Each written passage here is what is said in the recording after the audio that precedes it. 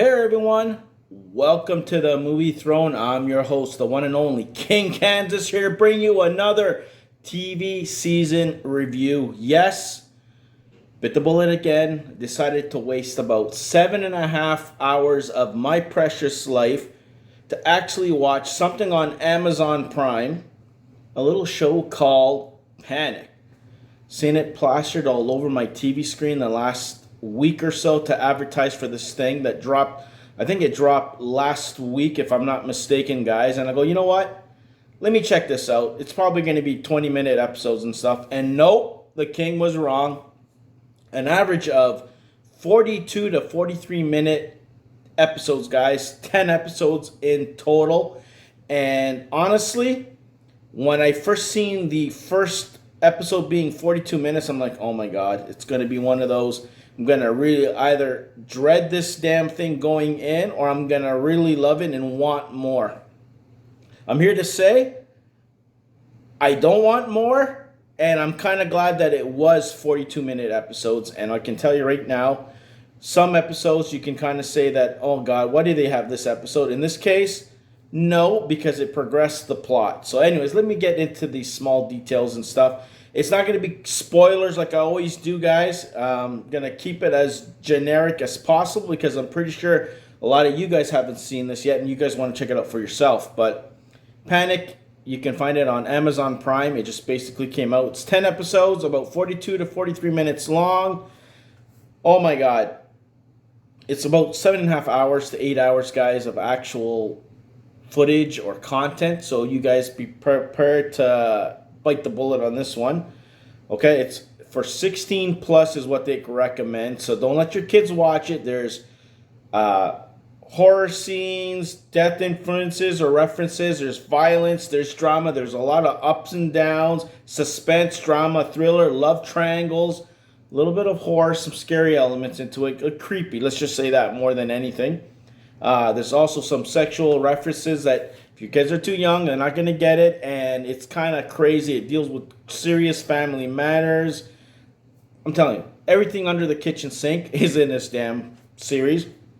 Okay, listen to this synopsis, guys. It takes place in a forgotten town of Carp, Texas.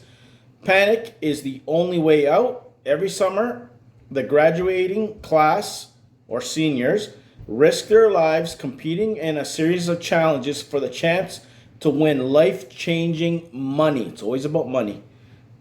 After the death of two players, the stakes and danger have never been higher. This summer, 23 players will enter the game. All of them will be changed forever.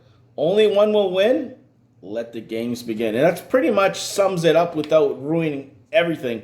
You have every type of kid, because it is about kids, guys. So you're looking at 17 to 18-year-olds. So if you don't like these kind of teen-themed things, you're not going to enjoy this. I can tell you right now.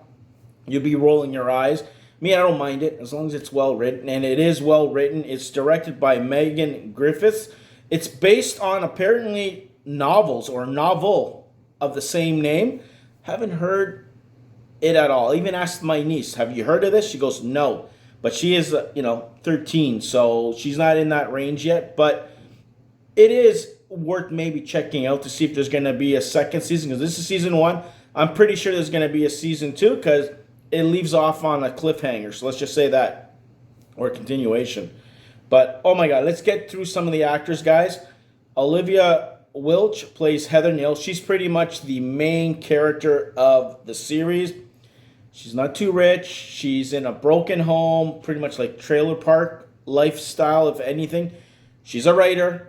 She's trying to get the hell out of town, and so many damn roller coasters. She has a little sister. They have to, they go through a lot of stuff. Her mom dating somebody who's pretty much abusive, and it's a vicious cycle. Trust me, a cycle that nobody wants to live, and you understand why she has the motivation that, you know what, I have to do this to get out kind of thing.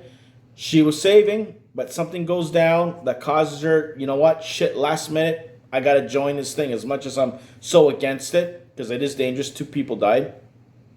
Mike Faust, he plays Dodge Mason. He's kind of like the new guy in town that nobody knows anything about. He's a little bit mysterious, but it grabs the attentions of several people, good and bad, okay? Especially in one particular, Natalie Williams, who is played by Jessica Sula. She's the daughter of one of the sheriffs or police officers in town, which I'm going to leave it at that. A lot of good actors. You got Ray Nicolson, who plays the stooge, loser, troublemaker, the guy that bad boy, Ray Hall. Pretty cool. It's a cool connection that you can kind of see. He also comes from a broken home. Like, it's pretty sad, and his brother ends up coming back from jail. I'm just going to leave it at that, so I don't want to spoil it completely. There's issues there. Everybody's connected to this thing, guys. Just remember that, okay? Then you got Cameron Jones. He plays Bishop. He is kind of like, which is a nice twist, a rich kid that's black that lives in this small town that is well off. His father is a judge.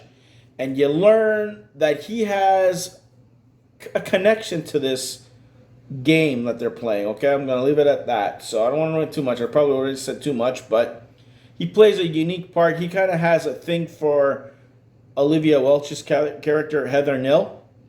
There's something there. They're more like brothers and sisters. They all kind of, her, Natalie, and him kind of all grew up, and you kind of have feelings there that, you know, they want to explore, maybe not explore, and a little hesitation. But it's pretty cool how things work out at the end and where they might be headed. I'll just leave it at that. You got Enrique Murciano. He plays the sheriff of the town. He plays Cortez. He's the one who's involved in the investigation of the police. They're trying. It's basically a race against time. You got the police officers who want to put an end to this. They know this is going down, and they're trying to backtrack and investigate stuff that's happened the previous year so they can put an end to this because they don't want nobody else to die.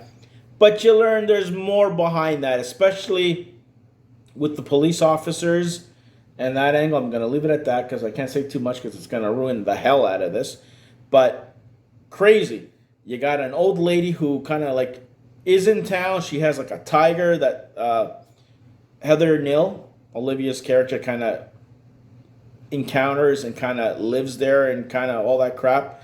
The tiger plays a big part of it. Let's just say it gets loose at the end, close to the end of the movie. Well, last couple episodes, it's MIA. I'll just say that. But oh my God, some of the challenges, phenomenal. Scary as hell. Like even a person my age will be scared shitless, okay? Being buried alive, I'll just say that. You see that at the beginning and even, I believe, in the trailer of the previous kids. The stuff that they do to win money. And we're not talking about small change. We're talking about 30 to 50,000. I think it's $30,000 originally. And this year, or this season, it's 50. So it's even more. From people jumping off cliffs into water from different heights and getting points and all that. I'm telling you, it is crazy crap. And then different kinds of challenges, guys, from blackmail to fear to walking blind. I'm telling you, the stuff that you'll see in this, you'll be like, are you nuts? I'm not doing that shit. But anyways, things like that.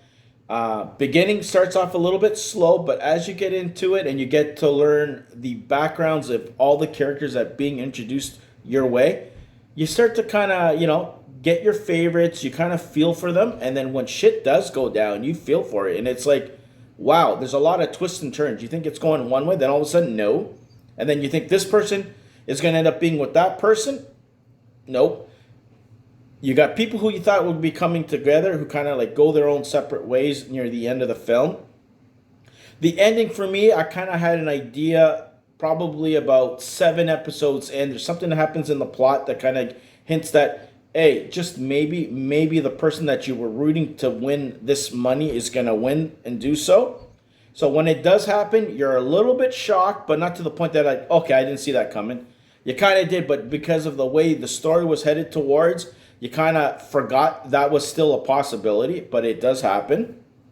And even the ending, whatever goes down, all of a sudden you see, like, I'll see a little like scene at the end that someone is kind of like being followed, and you're seeing all these symbols because there's like clues and symbols that they have to follow in order to kind of throw the cops off, but those reappear, and literally the cliffhanger leaves you with something getting tossed towards a particular person that's driving, and it ends like that.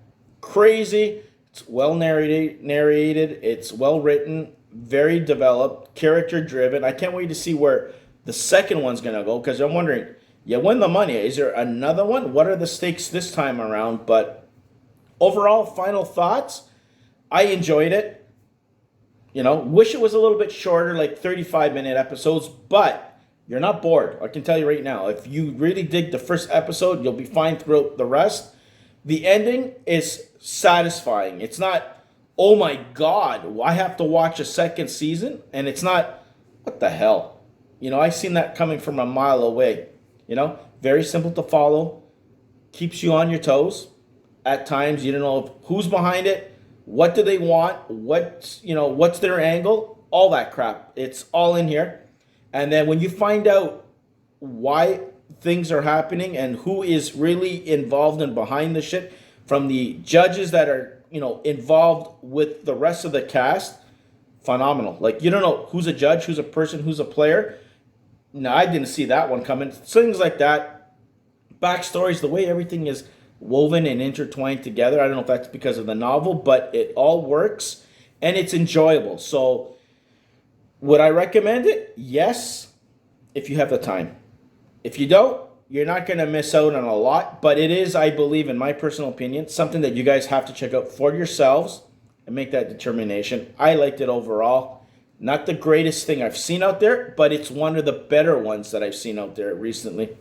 You don't have nothing else to watch, guys, before you start watching your sports or your sports playoffs, check this out for yourself. I highly recommend Panic on Amazon Prime, starring a whole bunch of amazing actors, young actors. You'll enjoy it. It's everything rolled up into one, basically. So there you go, guys. That is my review on Panic on Amazon Prime, TV Season 1. Hope you guys enjoyed it. Check out our other content right here on the Movie Throne. Like, share, and subscribe. Whenever I see something, if it's worth watching, mentioning, I'll be here on the throne and bringing it your way. So until then, be the hell good. Stay off the king's throne.